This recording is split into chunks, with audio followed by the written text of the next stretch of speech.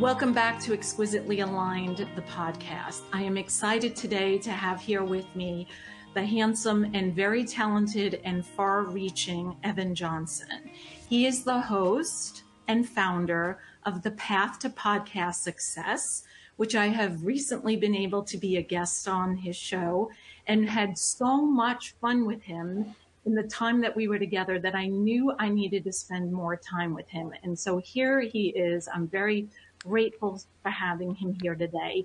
He also will, at the end, tell you a little bit more about what he loves to do besides podcasting, which is helping others get their word out to the world, internationally, the world over, through his production, let me make sure it, podcast production agency, which is run under the same name. So welcome, big warm welcome, Evan. Thank you again for joining me and being with me again 2 weeks in a row. I am delighted to have you here. And I was wondering if you could, in your own words, because I think it's so much easier, tell us about what you do.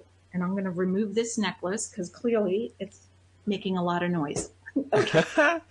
Well, thank you very, very much for having me and for your kind words. That was a pretty amazing introduction. You got me feeling special and excited. So I think this is going to be a lot of fun. And pretty much what I do is I host my podcast, which I was so very happy to have you on as a guest only last week. And so that is a lot of fun to do. And other than that, how I actually, pay the bills is I have a podcast production agency where it's a done-for-you podcast production service for entrepreneurs and business owners. And I will say, to those of you who are considering starting a podcast, it is exciting. It allows you to meet people that you may not have met. I may not have had this opportunity to chat with Evan and find what I thought was amazing, how many different levels we were able to connect on last time, and now today probably even more. But also, I want you to know that it is a bit of work. And so to have somebody like Evan to be able to take your ideas and put them into fruition and make them align with who you are and your message and your brand and whatever else, makes you unique, is something powerful. And I don't know too many people who offer the services that you do, Evan. So kudos for having that all in one place and in one space with somebody who's doing it successfully. That is, so to those of you listening, I want you to understand that that is a big thing. If you're thinking about podcasting, I definitely think before the end of this show, you need to contact him and we will let you know how to do that. So Evan, one of the things that I like to talk about, and I got glimpses of this when I was on your show, is invitations from life. I say the universe, from the creator, the divine. I like to meet people where they are on that specific day. And I believe that there are at least two. There might be plenty more I haven't noticed or figured out yet. And maybe you can help me if you know of some more. But I call them, the first one, frightened and enlightened. I should say frightened and then in parentheses, then being in parentheses, enlightened. Because we have the choice to take something that frightens us, whether it be our health, our wealth, or in our relationships. And we have the opportunity to then hopefully find the silver lining in what could be the enlightenment. And you shared something with me last week that made me think that you have one of those experiences. I was wondering if you could go ahead and share that with us, as much or as little as you want to. And knowing you the way I've intuitively connected with you, I have a feeling you took it to be enlightened. Yes. So I know exactly what you mean, and that is a cool way to describe it, right? Frightened and then enlightened, because usually those kinds of enlightening moments only happen after incredible hardship or those kinds of frightening situations. Mm-hmm. That's what you learn from. You know what I mean? And so, yes, I have very much had, I'd say there have been two big ones in my life so far my adult life, and that would be when I got very sick back in 2019, and then when a long relationship I'd been in ended unexpectedly, forcing me to move across the country back to where family and friends are, where I'm still at right now. Both of which difficult situations, both of which I have absolutely no regrets around because it made me the person I am today. So I know exactly what you mean. I guess I'll start with when I got sick back in 2019. I had been doing this podcast production for some time at that point. And then I suddenly got just really intense, like, abdominal pain. I had to go to the ER a couple of times and was seeing doctors for a while. And I couldn't work for a number of months. Not really, anyway. And so that really kind of put a pause on everything. And it's weird looking back because it almost feels like it never happened because I'm fine now.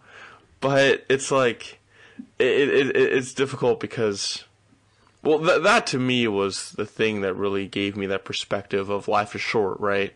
Yes. I wasn't going to die or anything like that, but there was like, is it cancer? Is it this or that? Like those kinds of words were thrown around, and that's a pretty big deal. And so it very much gave me that appreciation for life while I can still live it. So I've been doing a lot of traveling and all of that fun stuff since then, and that has made a huge difference.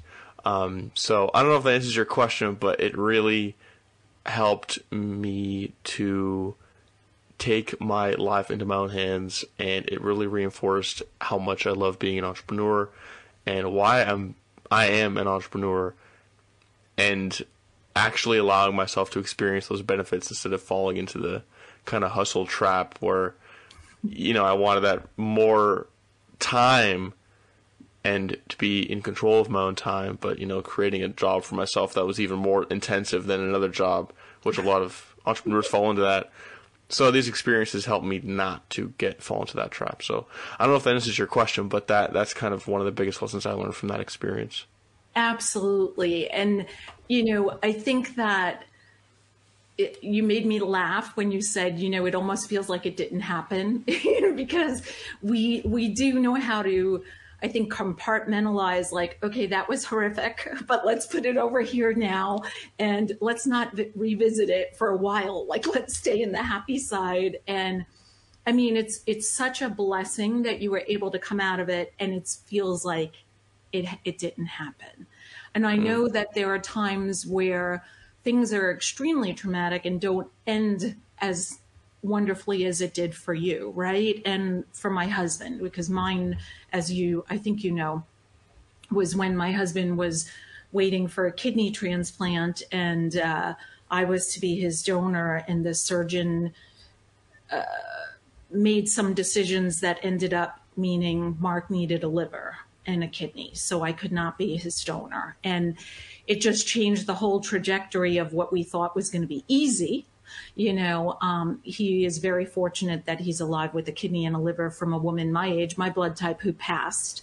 But there are days where it feels like it never happened. But then when I see him undress and see his huge wilted crucifix of, scar, I remember, and it does. I love the fact that it puts things into perspective. And one of the things you said was, now you're traveling a bunch. And Mark and I and our kids even are avid travelers. And I think you have a trip coming up. So do you mind sharing that a little bit about that? Because I think that traveling, I did a whole episode, 2 episodes on traveling and all of the benefits that we receive. So I wondered if you could tell us, where are you going? What are you looking forward to? And what do you find? I know 3 questions in one, huh? But what benefits what do you find that travel does for you personally? Yeah. So this will be in March, I have my 3rd new country in as many months. I hit Canada in January, Mexico in February, and now I'm going to be going to Turkey, which is going to be very exciting. And I mean, really, I travel because you want to see the world. I'm young.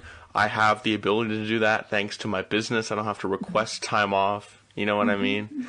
And it's one of those things where, again, because of my experience with illness and all of that fun stuff, you can't take money with you when you die, No. right? I can't take this business with me when I die. I am very passionate about my business. I think it's doing a lot of good. It's really helping people get words and like their message out, which is making a big impact, and to be a part of that is really exciting. And I couldn't do something for work that I wasn't passionate about. But at the same time, my life is not, I don't live to work, right? I work to live. And so what does it mean to live, right? And to me, that means having experiences and actually living my life. And that means traveling and even just, experiencing, having experiences here in my home city, but also traveling. And it's just, when you die, when I die, I won't be saying that I wished I got more clients or edited more podcasts or whatever. I'm going to be saying I wished I had traveled more, spent more time with friends and family, all of that fun stuff. So that is what I am doing right now. And it's so lovely to be looking at you because you are younger than I am. I like to think I'm close to your age, but I'm probably not. I won't even ask you how old you are because then I'll hang up and I'll be like, oh my God, I am so old. I'm Mark, pretty young, so. We were watching a show last night and it said 40 is middle-aged. And I was like, 40 is middle-aged? Oh my God.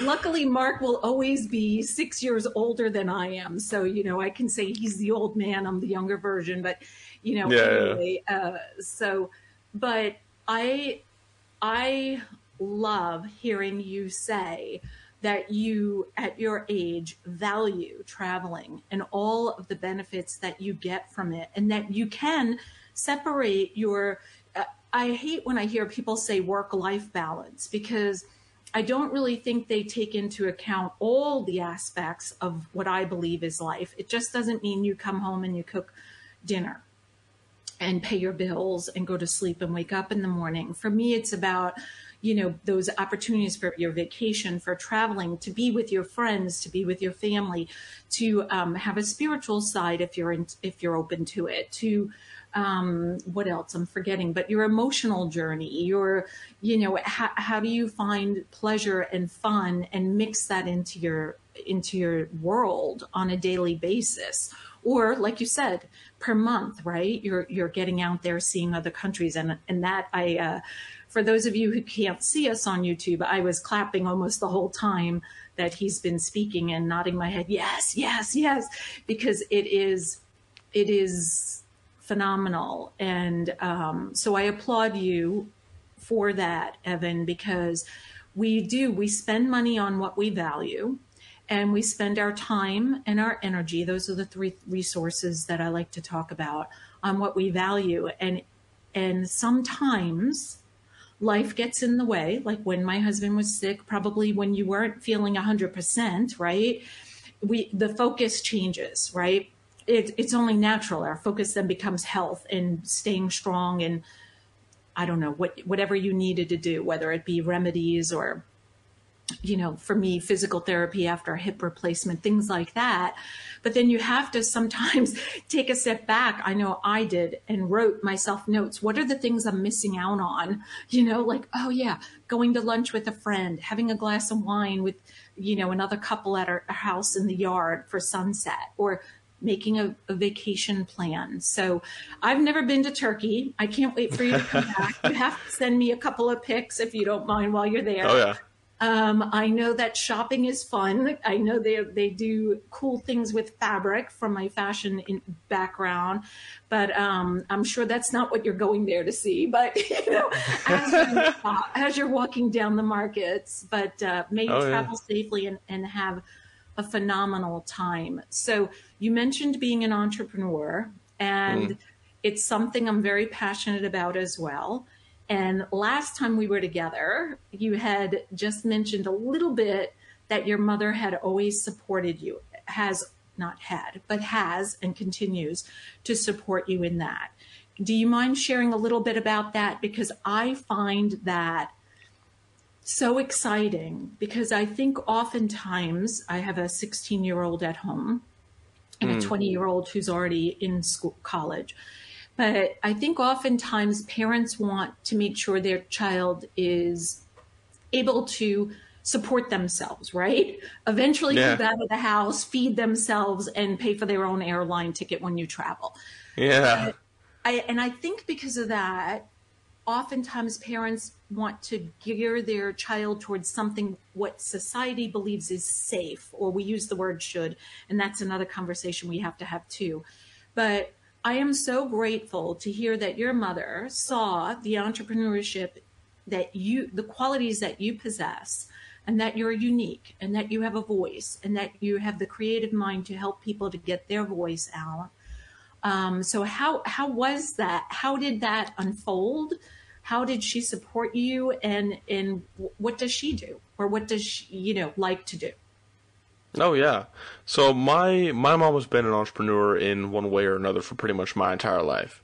Right? And I always she's been an entrepreneur for pretty much my entire life. And so I saw that when I was growing up. She was always home. She worked from home.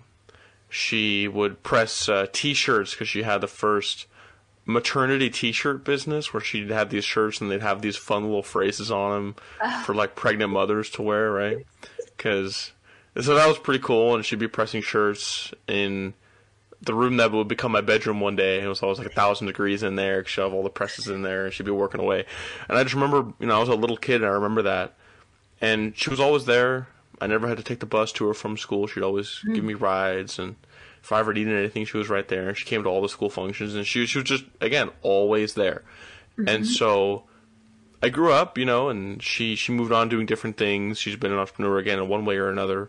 Right now she's doing coaching around marketing and chatbots and those kinds of things. Yeah. I believe she's more of an expert in what she's doing than I am. But fast forward to when I was in high school, I was looking for some extra cash, like most high schoolers do. And she had a podcast at that time, and she saw me looking for some extra cash, or just assumed he's getting to that age, she's probably looking for something, right? And so she was like, "Hey, I have this podcast. I'm doing it all myself. If I teach you what the process is, how to edit the podcast, and if I paid you a little bit of money to do it, would you do it?" And I was like, "Yeah, sure, whatever." Right? And then, so I do that for a little bit, and she was like, "Hey, you should do this for other people too, and charge them more." I was like, "You can do that? Really?" She was like, "Yeah, do it." Mom always gets the best price, right? Yeah, right? Oh, yeah. No, so then she referred me my first real client, because, yes, your mom doesn't really count as a client. And so I pretty much just took her from there, and she supported me and giving me advice and insights throughout the entire time, and remains a very valued client, of course, to this day.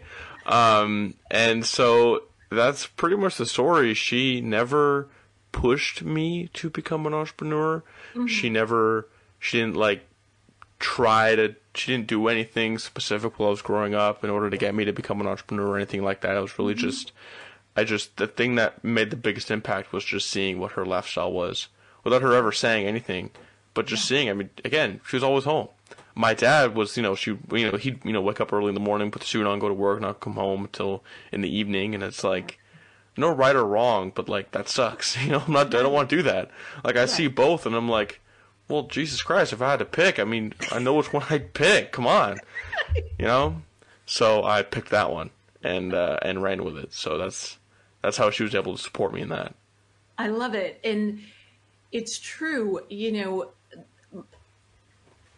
It's nice to be able to have that flexibility that your mom had the flexibility. Dad was gone all day, and maybe he carried the health insurance. I don't know, right? But it is, I'll never forget, there was a night it was a Friday night, we were eating sushi, our family of four.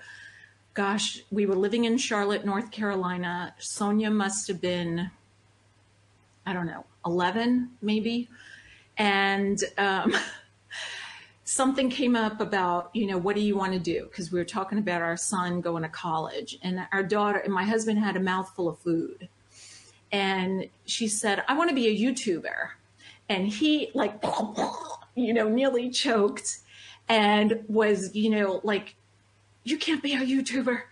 And so I said, no, wait a minute here.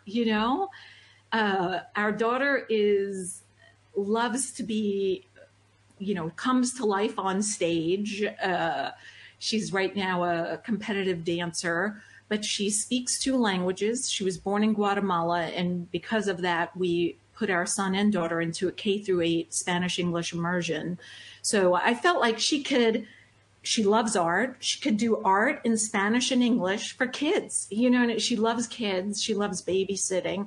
I was like, like your mom, like the wheels start spinning of, we don't have to be, you should be an accountant. You should be whatever your parent is and follow in their footsteps. And I know last time we talked, you said you're not fond of the word should. And I thought, oh yeah, I like that. I wrote it down because I was like, I never said that before. For me, I call it the one size fits all life where, dad's an accountant, then son should be an accountant. Dad's an engineer, son should be an engineer, or mom's the engineer or the attorney, and, everyone always asks my kids, are you going to be a doctor like your dad? And they're like, no way. And then they look at us, how do you feel about that? We're like, we're thankful they don't want to be like dad, because it suits his personality. So I'd love to hear, Evan, when you said that you're not fond of the word should, what do you mean, or what experiences, or however you want to answer that around the word should? Oh, yeah. I mean, it definitely comes down to the fact that I hate the word should, because it's people telling other people how they should live, right? And that's not okay. I mean, there's to use, what you were talking about, it's like, I always find it funny when they look at the parents like, are you okay with this? Like, what do you mean, are you okay with it? I'm not owned by them. Like, what do you mean? It doesn't matter if they're okay with it. Like, it doesn't matter, Like, what, because I remember I worked at my dad had like a tax, like accounting firm that my grandfather started. And so I, would work, some tax seasons, I'd work the front desk there or whatever for some extra cash. And every once in a while the client would be like, oh, you're going to take over the business too. And it's like, no, no, I'm not. And there was never any negativity around it, of course, but like, people, I mean, it pretty much just comes down to that. I mean, people live their lives the way they want to live their lives. And so I definitely experienced a lot throughout school, my school career, high school and college, a lot of that, a lot of shoulds, and more like a lot of, like, you don't even meet a lot of other entrepreneurs, really. Right. And so what I was wanting to do with the podcast editing, no one really understood that. Yeah. No one really understood that, and no one really supported that besides my mom. And so there came a point where I was like, screw this, like I never cared too much what people think, but it's still difficult to move past that.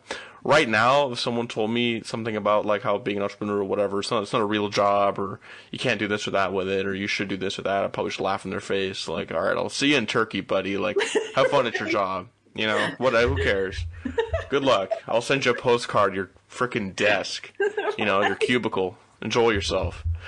Like, I don't, yeah. Right. And under your fluorescent lights, yes. Ah, yes. And beautiful light of those at fluorescent bulbs. While you're still at your desk, starving, and gone home for dinner. No, I hear you completely, and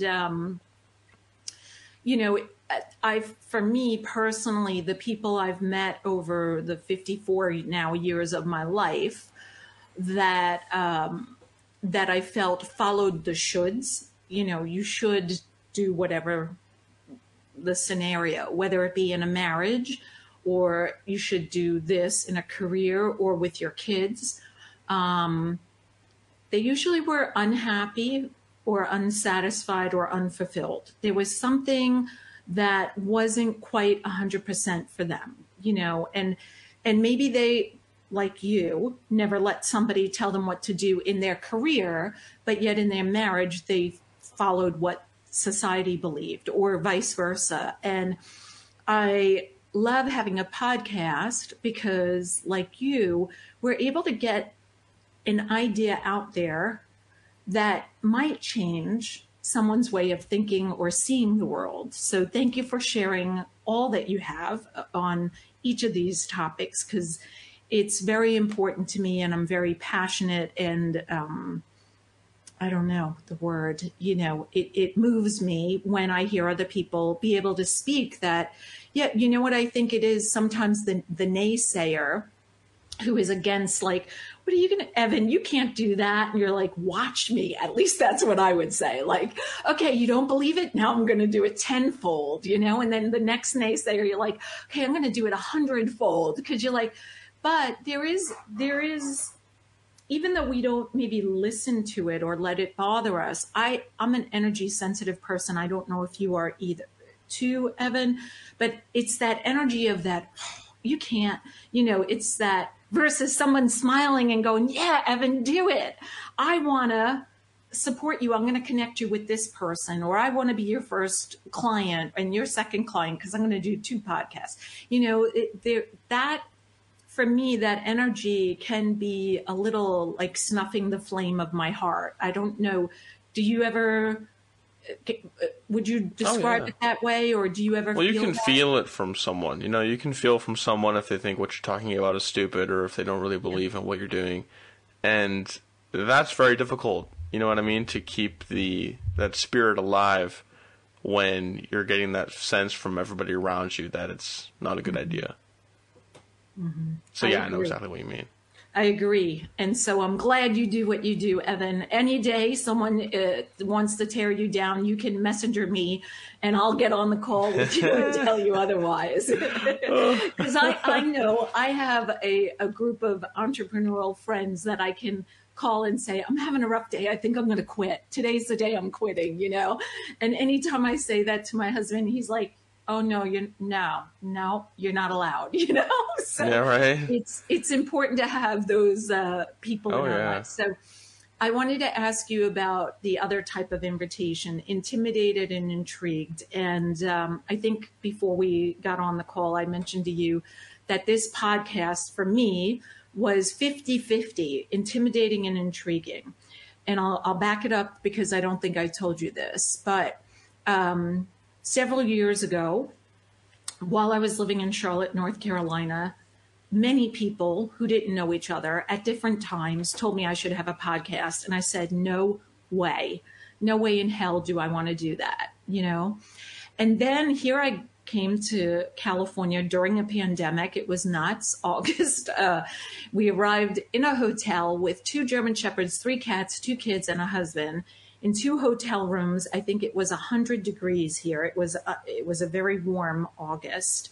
And we had to wait, I think it was 16 days in the hotel room before the house was ours. And it was nuts. But shortly after moving here, a friend of mine said, and again, talking about energy being different, you should have a podcast. And I went, oh, this time I liked the invitation. I felt it was intimidating and intriguing. Therefore, I felt there was power behind it. So has there been at least one, if not more, invitations that you felt that way, that maybe even you're contemplating now? And if so, what did what were they? What did you do? And how did it turn out? Yeah. Well, to be honest with you, intimidating and intriguing, I mean, to me, it was also starting my podcast because I grew up very introverted, very shy. Are you kidding? No. Oh yeah. No, I'm not kidding. Okay, I was very shy. Okay, this is very interesting. Wait, okay. I've got to picture you that way. So at what age would you say you were shy? Up until I started a podcast. Are you kidding? Yeah. No, I'm not kidding. Okay. Yeah, no, I was it was always terrifying if I had to raise my hand in class or speak in front of the class, or I was always very much a wallflower at parties or networking events or whatever. But then I started a podcast and I'm like I'm close. What's up? Oh yeah, wow. I'm pretty close to 300 episodes, and after having to meet 300 people for the first time, conduct 300 conversations with 300 people that I'm meeting for the very first time. It's kind of a sink or swim moment, right? Yes. Either you are terrified of it, or you stop doing it, or you keep doing it, you know? And so, to be honest with you, I would classify myself now as more of an extrovert, both on the podcast and often just in my personal life, mostly because of podcasting. I think that it's a very, very interesting side effect that I did not intend at all when I started it. Because I only started it because, I mean, I run a podcast production agency, and I kind of need one, right? And so it was like, it was necessary. It was absolutely necessary, because otherwise, I mean, you know, if you're a coach, you have a coach. If you're a financial manager, you probably shouldn't be broke. If you're, you know, I wouldn't hire an overweight fitness instructor. So I wouldn't be too much of a podcast producer if I didn't actually have my own podcast. So I needed one, and I knew that, and so I started it. And I just hope anyone listening does not go back and listen to my first episodes. Please listen to the recent ones. So, yeah, that was what was very intimidating for me when I started that. Well, that is so that is very. I am speechless, because meeting you last week for the first time, right? We exchanged messages through Messenger, and then getting on the camera and meeting you, I was like, oh, we're gonna have fun, you know. I just could see in your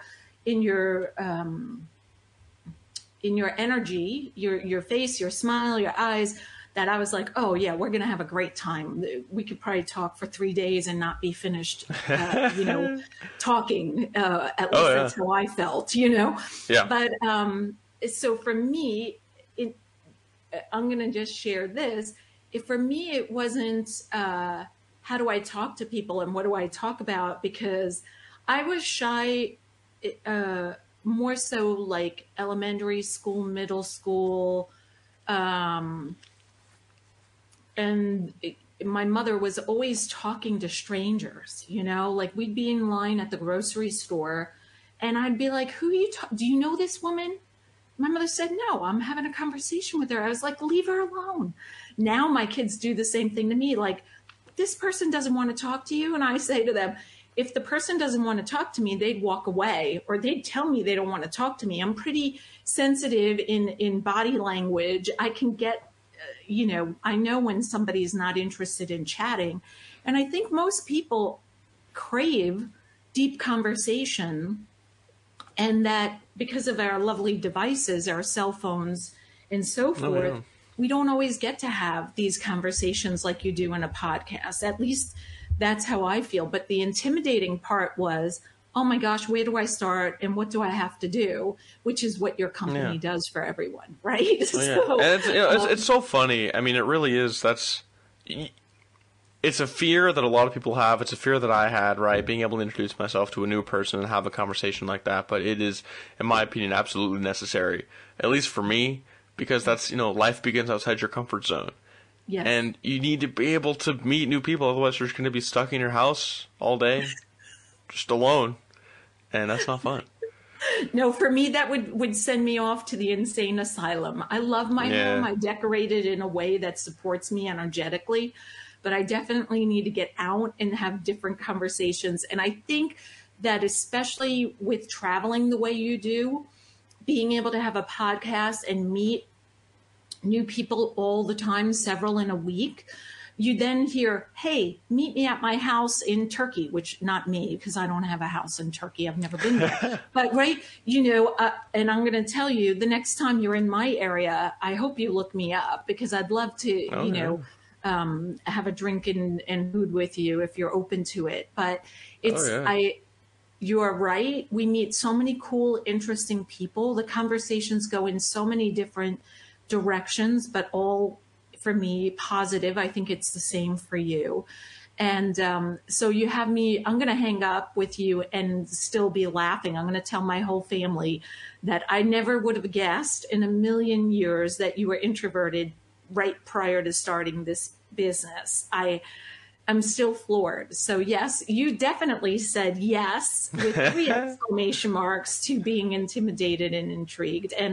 And for that, I thank you for saying yes and sharing that, because sometimes people feel like, oh, I don't want to tell people how frightened I was to get on the mic and, start speaking to complete strangers who then become your best friends, right?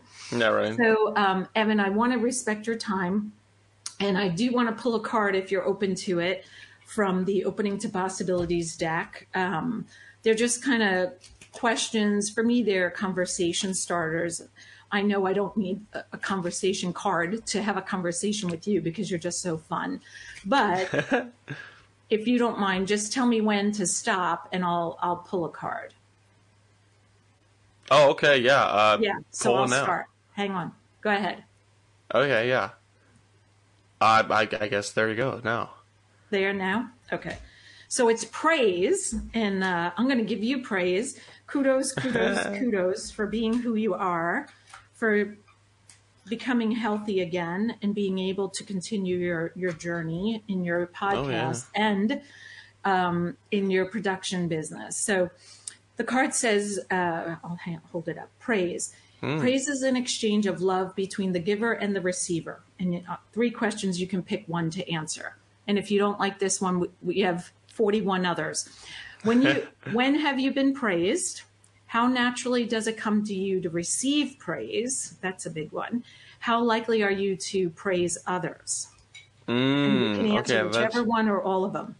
I will have to say, I think that second question is very, very intriguing because that was actually something when you said praise, I was thinking about, like, a lot of people are very afraid of praise, right? Mm-hmm. And I like being praised. I mean, you just praised me like 20 seconds ago, which was very sweet and nice, and I appreciate that. And I'm very, very easy to, like, I praise other people very easily because a lot of people don't praise themselves. Yes. And they don't. Say that one more time. A lot of people do not praise themselves when it is very much justified for them to do so. People deserve praise, You see that a lot. Someone accomplishes something, someone acknowledges that accomplishment, and then the person in question is like, oh, no, they dismiss it, or they say this or that. And I'm like, no, shut the hell up. Like, just accept the compliment. Right. Like, it's okay to accept the compliment. Right. I tell my kids it's your place to say thank you. Because when you don't, like when you brush it off like, oh, no big deal, I realize sometimes we get maybe embarrassed that we're like being acknowledged, especially if we're shy or introverted, right? Oh, yeah. But when we snub, is the way I like to think of it, somebody who gives us praise, it's like we're telling them they're wrong or they're like, what are you talking? You know what I mean? Like I'm losing my words, Evan. You could probably fill them in, but like we're discounting what their belief or their, and I also have found over the years of my life that for some people, it's hard for them to praise others. Not only, like you said, praise themselves, like look in the mirror or walk past the mirror and say, oh, I look good today, or I feel good and it shows in how I look, or, oh, I'm so glad I just finished that interview with Evan. I had so much fun on his show. I do that. I went to my husband and my daughter and at dinner I said, that was a fun interview. I had a great time. You need to meet him, And so it's funny, I should pull praise right after I had just praised you. So that was very funny. But I agree with you completely. And so thank you for everything. I'd love to ask you to share with us, and I'm going to put it in the comments, how people can easily connect with you. So I am pretty easy to reach. I have a website, path2podcastsuccess.com, that has all the information there. I am also active on Facebook. Evan Johnson is who I am on Facebook, and then Instagram as well, Evan Johnson Podcast on Instagram. And those are the best places to get in contact with me and check out more about what I'm doing. Awesome. And do you have any, advice you'd like to give or any last words. And, it could be more than one thing of advice, whatever, anything else that we didn't get to touch on, because really I could talk to you for hours, but I do know you have a life. So. And you have a trip coming up. So I need to give you time to, pack those bags and prep. Yeah, my trip style is pretty casual. I'll be packing my bags probably the day before I leave. You know what I mean? We have a flight booked, and that is it. Other than that, we're just seeing what happens. That's my preferred way to do it. Well, that's not the way I travel, but I'm glad you travel that way. I start a few days in advance because I forget things. Oh, yeah, what if it's hot? What if it's cold? Yes. Yes, and otherwise, I just really appreciate the opportunity to come on the podcast today. You were an absolutely incredible host, and it has definitely been a blast to come on the show. As far as advice goes, I may be biased, but start a podcast. That's my advice. Yes, I think it's really important that's what Exquisitely Aligned is all about, is us expressing our truest version of ourselves and expressing it outwardly, not just in your home behind, closed doors, or not just with your closest knit people, but everywhere you go. And the easiest way I know now how to do that is through a podcast. So awesome. Well, thank you so much, Evan. You're so delightful. I hope you do come visit me soon. But I know it'll be after your vacation, and may you travel safely and enjoy seeing another part of the world and how people live and express themselves. And I'm going to be expecting pictures. Yes, 100%. Thank you for such an incredible interview today. Thank you. Till next time, be exquisite.